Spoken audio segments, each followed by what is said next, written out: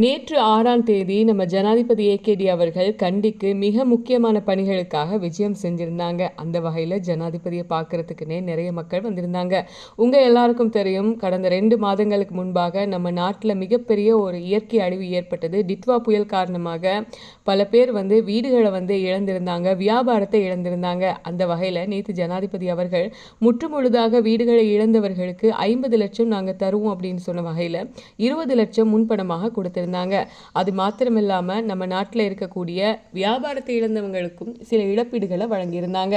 கண்டி கெட்டம்பே மேம்பாலத்தினுடைய நிர்மாண பணிகளையும் அவங்க ஆரம்பிச்சு வச்சது மட்டும் இல்லாம 699.6 மில்லியன் ரூபாய் உள்நாட்டு நிதியை பயன்படுத்தி நிர்மாணிக்கப்படும் கண்டி யாழ்ப்பாணம் வீதியில் இருக்கக்கூடிய மகியாவ சுரங்கப்பாதையின் நிர்மாண பணிகளையும் ஜனாதிபதி அவர்கள் ஈடுபட்டிருந்தாங்க. இந்த காணொளிகளை ஜனாதிபதி தங்களுடைய உத்தியோகபூர்வ பக்கத்துல இருந்து வெளியிட்டிருந்தாரு.